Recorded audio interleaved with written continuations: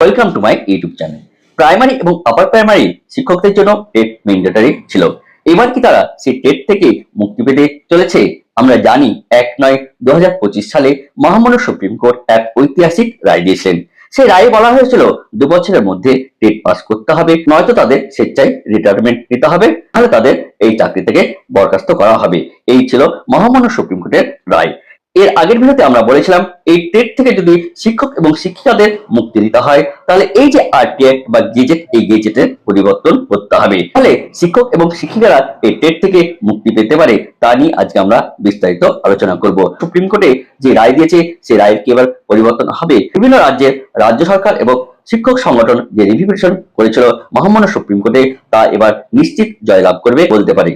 দেখেছি শীতকালীন অধিবেশনে বিভিন্ন রাজ্যের এমপি এই টেট ম্যান্ডেটরি নিয়ে অনেক প্রশ্নই তুলেছিল। তা আমরা এর আগের ভিডিওতে আমরা দেখেছিলাম যে বিভিন্ন রাজ্যের এমপি গুলো তারা কিভাবে এই টেট নিয়ে সোচ্চার হয়েছিল। তারই কি প্রতিফলন এই আরটি অ্যাক্ট পরিবর্তন হয়েছে? এই আরটি অ্যাক্টে কি কি পরিবর্তন হয়েছে, কি বলা আছে, তা নিয়ে আমরা এই বিস্তারিত আলোচনা করব। আপনি যদি এই গেজেট পেতে চান তাহলে ওয়েবসাইট থেকে ডাউনলোড করে নিতে পারেন, অথবা আমি আমার টেলিগ্রাম চ্যানেল লিংক আমি আমার ডিসক্রিপশন দিয়ে দিব, সেখান থেকে আপনি এই যে গেজেট এই গেজেট ডাউনলোড করে নিতে পারেন। এবার আমরা দেখে নেব যে এই গেজেটে কি কি বলা আছে। এই গেজেটে বিভিন্ন বিল নিয়ে আলোচনা করা হয়েছে। এই গেজেটটি দেখেন, এই যে ডেটটা, এই ডেটটা হলো কত 13 মার্চ 2026, এবং এখানে দেখেন যে রাজ্য সভা। এই গেজেটে বিভিন্ন বিলের কথা কিন্তু বলা আছে। এই গেজেটটি 150 পেজের। যেহেতু আমরা আরটি অ্যাক্ট নিয়ে আলোচনা করছি, তাই আমরা সরাসরি চলে যাব 131 নম্বর পেজে। আমরা সরাসরি চলে এসেছি 131 নম্বর পেজে। এই দেখেন এখানে লেখা আছে যে a bill further to amending the right of children to free and compulsory education act 2029। অর্থাৎ তারপর দেখেন এখানে লেখা আছে this act may be called the right of children to free and compulsory education amendment act 2026। অর্থাৎ এই যে amendment বিলে কি কি পরিবর্তন হয়েছে সেই পরিবর্তনগুলোই আমরা এবার এক এক করে দেখে নিব যে এখানে কি কি পরিবর্তন হয়েছে। এই বিলে কি কি বলা আছে দেখেন, এই যে পয়েন্টে, এই পয়েন্টে কি বলছে, this act may be called the right of children to free and compulsory education amendment act 2026। এখন এই বিলটি 2026 amendment act নামে পরিচিত। তারপর দেখেন যে সেকেন্ড পয়েন্টটা খুব কিন্তু vital, it shall come into force at once. অর্থাৎ এইটাকে যত তাড়াতাড়ি সম্ভব এটাকে কি করতে হবে, চালু করতে হবে। তারপর দেখেন যে 2 নম্বর পয়েন্ট, এই 2 নম্বর পয়েন্টে কি বলছে, in session 23 of the right of children free and compulsory education act 2029। তারপর দেখেন here in after referred to as the principal act. তারপর দেখেন কি বলছে যে এ নাম্বার অর্থাৎ in subsection L after the words minimum qualification the words subject to the provision of subsection 4, 5 and 6 shall be insert.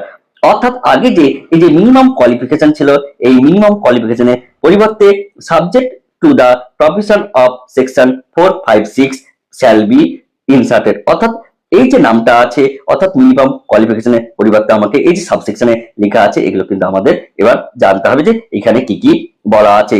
তারপর দেখেন B number, in subsection 2 the second provision shall be omitted and C number দেখেন কি বলছে, after subsection 3 the following subsection shall be inserted namely.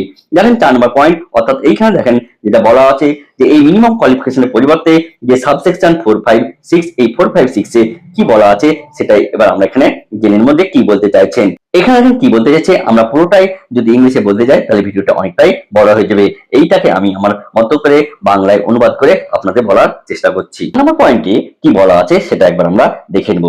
যে এইখানে বা এই আইনে বলা আছে যে এই আইনে বা এর অধীনে প্রণীত কোনো বিধি, বিজ্ঞপ্তি, নির্দেশ বা গাইডলাইনে যাই বলা থাকুক না কেন, এই আইন কার্যকর হওয়ার পূর্বে যে কোনো শিক্ষক যদি তৎকালীন প্রযোজ্য নিয়োগ বিধি, যোগ্যতা ও প্রক্রিয়া অনুযায়ী কোনো বিদ্যালয়ে নিয়োগপ্রাপ্ত হয়ে থাকেন, তবে তাকে চাকরিতে বহাল বা পদোন্নতি বা অবসরকালীন সুবিধা পাওয়ার সঠিক আইন কার্যকর হওয়ার পূর্বে বিজ্ঞপ্তি বা পরবর্তীতে নির্ধারিত কোনো অতিরিক্ত যোগ্যতা অর্জন করতে বাধ্য করা হবে না। যেটা এইখানে দেখেন এই যে পয়েন্টে, এই পয়েন্টে কিন্তু আপনার একদম লেখা আছে যে continuous in service, promotion, seniority or terminal benefit. এইখানে আপনি যদি পুরোটাই পড়েন তাহলে আপনি দেখবেন এরকমই অর্থ এখানে দাঁড়িয়ে আছে। যে এইখানে দেখেন বলা আছে compulsory education amended act 2026 as may be prescribed thereafter as a condition for the continuous in service promotion seniority or terminal benefit। তারপর দেখেন যে 5 নম্বর পয়েন্ট, এই 5 নম্বর যে পয়েন্টে, এই 5 নম্বর পয়েন্টে কি বলছে যে এখানে দেখেন বলা আছে the requirement of passing any test or such other the additional qualification as may be prescribed under this act shall apply prospectively and only to appointments made after the commencement of this act or after such prospective date as may be notified by the appropriate government। অর্থাৎ এখানে বলতে চাইছি যে এই আইনের অধীনে নির্ধারিত কোনো পরীক্ষা উত্তীর্ণ হওয়া বা অন্যান্য অতিরিক্ত যে যোগ্যতা অর্জনের যে শর্ত থাকতে পারে তা ভবিষ্যৎমুখীভাবে প্রযোজ্য হবে এবং শুধুমাত্র এই আইন কার্যকর হওয়ার পর নিয়োগপ্রাপ্ত ব্যক্তিদের ক্ষেত্রে বা উপযুক্ত সরকার কর্তৃক বিজ্ঞপ্তি কোনো ভবিষ্যতের তারিখ থেকে প্রযোজ্য হবে। তাহলে আপনি বুঝতেই পারছেন যে এই যে 4 নম্বর পয়েন্ট এবং এই যে 5 নম্বর পয়েন্ট, এই পয়েন্টটা কিন্তু ভেরি ইম্পর্টেন্ট। দেখেন 6 নম্বর পয়েন্টে যেটা বলতে চাইছে যে no teacher appointment or in position to the commencement of this act or the date notified by the appropriate government under subsection 5। অর্থাৎ এখানে যেটা বলতে চাইছে যে এর সংক্ষিপ্ত যদি বাংলা অনুবাদ করি তাহলে এটাই বলছে যে এই আইন কার্যকর হওয়ার পূর্বে নিয়োগপ্রাপ্ত বা কর্মরত কোনো শিক্ষককে অথবা উপধারা 5 এর যে অনুযায়ী সরকার কর্তৃক নির্ধারিত তারিখের পূর্বে নিয়োগপ্রাপ্ত কোনো শিক্ষককে শুধুমাত্র নির্ধারিত কোনো পরীক্ষায় উত্তীর্ণ না হওয়া বা অতিরিক্ত যে যোগ্যতা অর্জন না করার কারণে বাধ্যতামূলক অবসর, চাকরিচ্যুতি, পদোন্নতি বা বঞ্চিত করা বা অন্য কোনো প্রতিকূল পরিষেবা সংক্রান্ত ব্যবস্থা গ্রহণ করা যাবে না। এই পয়েন্টের কথা আমরা আগের ভিডিওতে অনেকবারই বলেছিলাম যে আর্টকে একটা ক্ষেত্রে এই পরিবর্তন খুবই দরকার। এইখান থেকে দেখেন যে স্পষ্টই কিন্তু সেটা বলে দিয়েছে যে এই আইনে অর্থাৎ শেষ যে লাইন, অর্থাৎ এই যে লাইনে, এই লাইনে তাদেরকে কোনো পরীক্ষা দিতে হবে না, অর্থাৎ তাদের পরীক্ষার প্রয়োজন নাই, এখানে কোনো পরীক্ষায় উত্তীর্ণ হতে হবে না। অতিরিক্ত অর্জন না করার কারণে বাধ্যতামূলক অবসর, যে চাকরিচ্যুত বা পদোন্নতি থেকে বঞ্চিত করা যাবে না, যেটা 6 নম্বর পয়েন্টে এখানে কিন্তু একদম স্পষ্ট উল্লেখ করা আছে। মহামান্য সুপ্রিম কোর্ট যে রায় দিয়েছিল সেই রায় থেকে কিন্তু এবার লক্ষ লক্ষ শিক্ষক অর্থাৎ গোটা ভারতবর্ষের যে প্রাইমারি এবং আপার প্রাইমারি শিক্ষকদের কিন্তু এবার রিলিফ পেতে চলেছে। এই 6 নম্বর পয়েন্টে কিন্তু একদম সরাসরি উল্লেখ করে দিয়েছে। এবার দেখেন 7 নম্বর পয়েন্টটাও কিন্তু ভেরি ইম্পর্টেন্ট। এখানে কি বলছে the appropriate government shall prescribe guidelines for professional upgradation training and capacity building of teachers appointment or in position যে টু দ্য commencement of this act without linking such measure to service security or যে professional eligibility. অর্থাৎ এখানে যা বলতে চাইছে যে পুরনো শিক্ষকদের জন্য ট্রেনিং থাকবে কিন্তু তা বাধ্যতামূলক নয়। সরকার শিক্ষকদের দক্ষতা বাড়ানোর জন্য প্রশিক্ষণের যে ব্যবস্থা সেই ব্যবস্থা বা উন্নয়ন করতে পারে, কিন্তু এইটা না করলে যে চাকরি বা প্রমোশনে কোনো সমস্যা হবে না। তাহলে এটাও দেখেন কিন্তু একটা বড় পয়েন্ট দাঁড়িয়ে গেছে।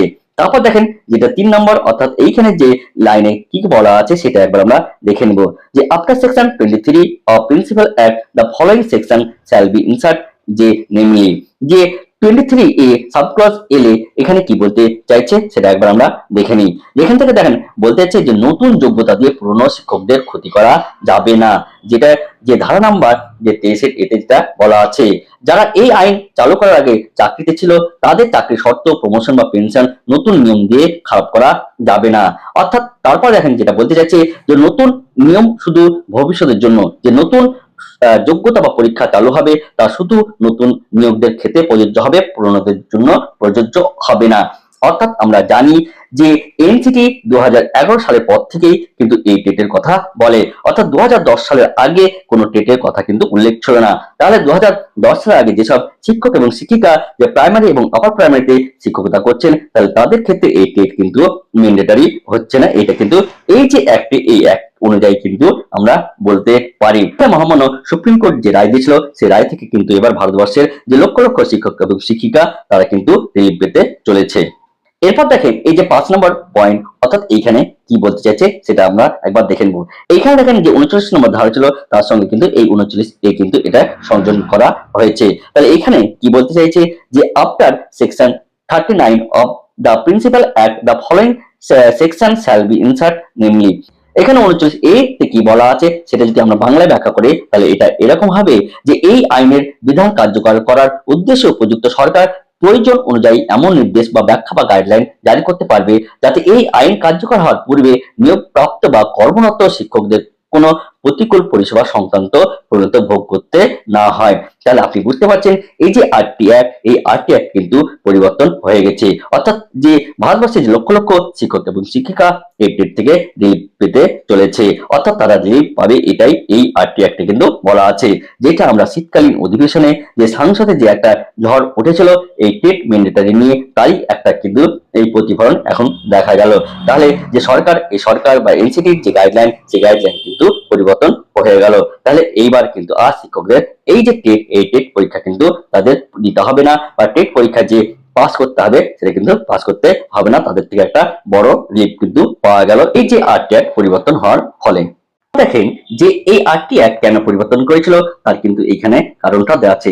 The statement of object and reason. আমরা জানি যে মহামান্য সুপ্রিম কোর্ট যে রায় দিয়েছিল সেই রায়টা কত, এই দেখেন এখানে লেখা আছে যে 1/9/2025 তারিখে। এবার দেখেন আরেকটু যে নিচে আসি, তাহলে এখান থেকে দেখেন যে মহামান্য সুপ্রিম কোর্টের যে রায় অনুসারে অর্থাৎ 1/9/2027, অর্থাৎ এই 2 বছরের মধ্যে কিন্তু তাদের এই টেট পাস করতে হতো, না হলে তাদের চাকরি থেকে বরখাস্ত করা হতো, অথবা তাদেরকে স্বেচ্ছায় এই রিটায়ারমেন্ট নিতে হতো। কিন্তু আপনি ভাবেন যে 45-50 বছর যাদের বয়স, তারা কিন্তু এই বয়সে এসে তারা কিভাবে পড়াশোনা করবে, কারণ পরীক্ষা দিতে গেলে তাদের পড়াশোনা করতে হবে, আর এই বয়সে এসে তাদের যে পড়াশোনার যে ক্ষমতা, সেই ক্ষমতা কিন্তু থাকবে না, অর্থাৎ তাদের যে মেমোরি পাওয়ার, সেই মেমোরি পাওয়ারটা অনেকটাই কমে যাবে।